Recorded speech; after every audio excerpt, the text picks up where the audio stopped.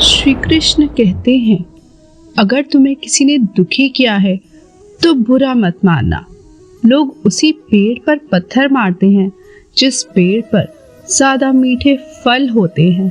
अहंकार करने पर इंसान की प्रतिष्ठा, वंश, वैभव तीनों ही चले जाते हैं। विश्वास ना हो तो रावण, कौरव और कंस का अंत ही देख लो। श्री कृष्ण कहते हैं, जैसे प्राणी अपने पुराने कपड़ों उतार कर फेंक देता है, नए को धारण करता है, उसी प्रकार यह आत्मा पुराने शरीर से त्याग करके नया शरीर प्राप्त करती है। मंजिलें मुझे छोड़ गई, रास्तों ने संभाल लिया। जा जिंदगी, तेरी जरूरत नहीं, कृष्ण ने मुझे संभाल लिया।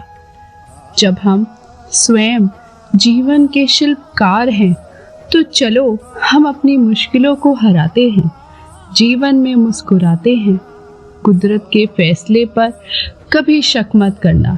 अगर सजा मिल रही है तो गुनाह भी हुआ होगा। जब हम स्वयं जीवन के शिल्पकार हैं तो चलो हम अपनी मुश्किलों को हराते हैं, जीवन में मुस्कुराते हैं। जब आप प्रभु से जुड़ जाओगे तो आपकी परीक्षा प्रारंभ हो जाएगी। कुछ लोग इसे दुख समझते हैं, पर इसे आप प्रभु की कृपा सुने कि वह आपके साथ हैं। मनुष्य कितना भी गोरा क्यों ना हो, परंतु उसकी परछाई सदैव काली होती है। मैं श्रेष्ठ हूँ, यह आत्मविश्वास है, लेकिन सिर्फ मैं ही श्रेष्ठ हूँ, यह अहंकार है। इच्छा पूरी नहीं होती तो क्रोध बढ़ता है, और इच्छा पूरी होती है तो लोभ बढ़ता है। इसलिए जीवन का हर स्थिति में धैर्य बनाए रखिए। तू करता वही है जो तू चाहता है, होता वही है जो मैं चाहता हूँ। तू वही कर जो मैं चाहता हूँ, फिर होगा वही जो तू चाहता है। जीवन में आधे दुख इस वजह से आते हैं क्योंकि हमने उनसे आशाएं रखी जिनसे हमें नहीं रखनी चाहिए थी, और आधे दुख इस वजह से आते हैं कि हमने उन लोगों पर संदेह किया जिन पर नहीं करना चाहिए था। अच्छी किस्मत के लोग थोड़ा भी बुरा होने पर भगवान को कोसते हैं, और बुरी किस्मत के लोग थोड़ा भी अच्छे होने पर भगवान का स्मरण और धन्यवाद करते हैं। मैंने पूछा, कैसे करूं तेरी पूजा? भगवान बोले, तू खुद मुस्कुरा और औरों को भी मुस्कुराने की वजह दे, बस हो गई मेरी पूजा। बुरे कर्म करने नहीं पड़ते, हो जाते हैं, और अच्छे कर्म होते नहीं, करने पड़ते हैं।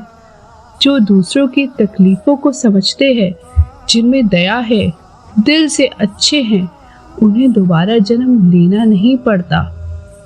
आपके साथ अब तक जो हुआ अच्छे के लिए हुआ, आगे जो कुछ होगा अच्छे के लिए होगा।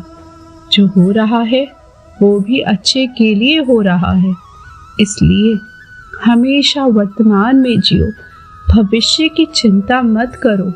भगवान श्री कृष्ण कहते हैं, यह बात हमेशा याद रखो, कैसे भी हालात हो, किसी प्रकार का अन्याय, पाप या किसी भी गलत बात का समर्थन नहीं करो, चाहे वह पति हो या पुत्र।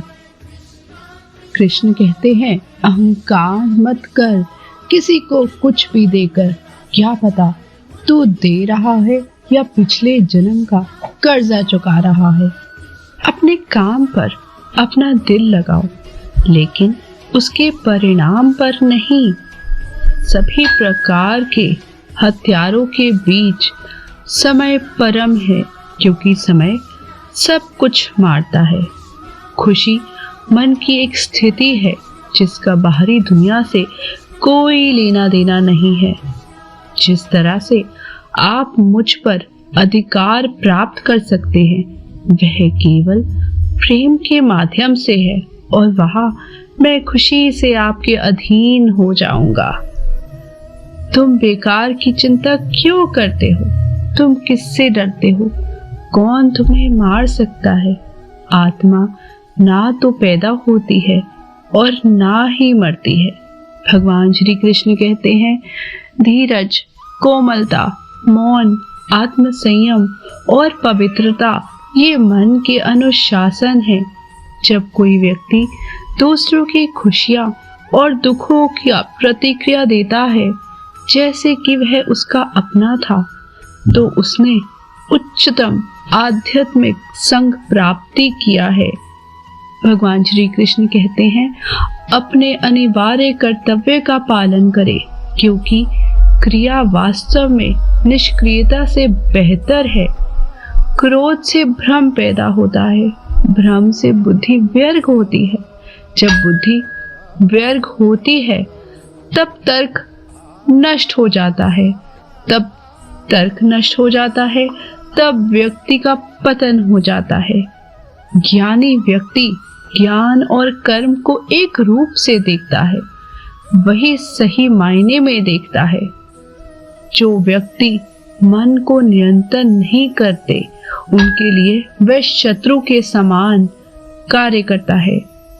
जो व्यक्ति आध्यात्मिक जागरूकता के शिखर तक पहुंच चुके हैं, उनका मार्ग है निस्वार्थ कर्म। जो भगवान के साथ संयोजित हो चुके हैं, उनका मार्ग है स्थिरता और शांति।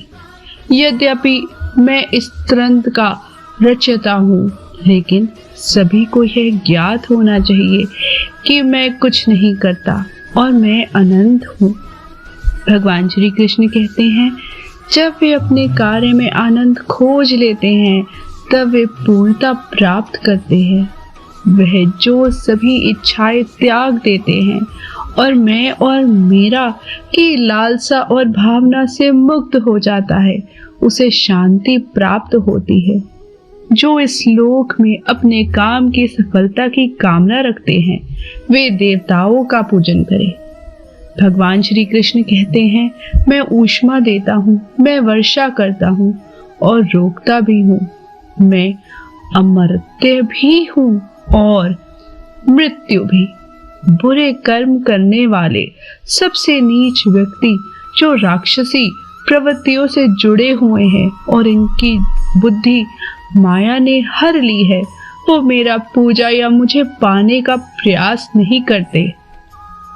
जो कोई भी जिस किसी भी देवता की पूजा में विश्वास के साथ करने की इच्छा रखता है, मैं उसका विश्वास उसी देवता में दृढ़ कर देता हूँ। भगवान श्री कृष्ण कहते हैं, हे अर्जुन, मैं भूत, वर्तमान और भविष्य के सभी प्राणियों को जानता हूँ, किंतु वास्तविकता में कोई मुझे नहीं जानता।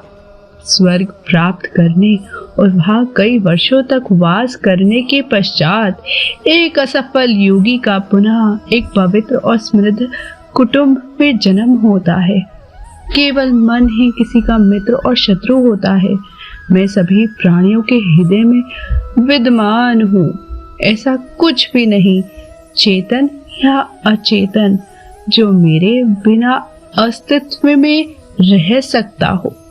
जिंदगी के इस रण में खुद ही कृष्ण, खुद ही अर्जुन बनना पड़ता है। रोज अपना ही सारथी बनकर जीवन के महाभारत से लड़ना पड़ता है। खाली हाथ आए, खाली हाथ वापस चले जाओगे। आज तुम्हारा है, कल किसी और का था, परसों किसी और का होगा। तुम जिसे अपना समझकर मगन हो रहे हो, बस यही प्रसन्नता तुम्हारे दुख का कारण है। जिंदगी में सदैव अवसरों का आनंद लेना चाहिए, लेकिन किसी के भरोसे को तोड़कर नहीं। भगवान श्री कृष्ण कहते हैं, जब जब संसार में धर्म की हानि होगी, अधर्म का विजय, तब तब मैं इस पृथ्वी पर अवतार लूंगा। जब आप प्रभु से जुड़ जाओगे तो आपकी परीक्षा प्रारंभ हो जाएगी। कुछ लोग इसे दुख समझते हैं, पर इसे आप प्रभु की कृपा सुने कि वह आपके साथ है। याद रखना, अगर बुरे लोग समझने से समझ जाते तो बांसुरी बजाने वाला कभी महाभारत होने नहीं देता। जिंदगी में अच्छे लोगों की तलाश मत करो, खुद अच्छे बन जाओ। आपसे मिलकर किसी की तलाश पूरी हो जाए। दुनिया के सबसे ज्यादा सपने इसी बात पर तोड़े हैं। क्या कहेंगे लोग? जो एक गुनाह माफ ना करे वो है न्यायाधीश, जिसकी शरण में जाने से हजारों गुनाह माफ कर दे वो है द्वारकाधीश। जय श्री कृष्ण।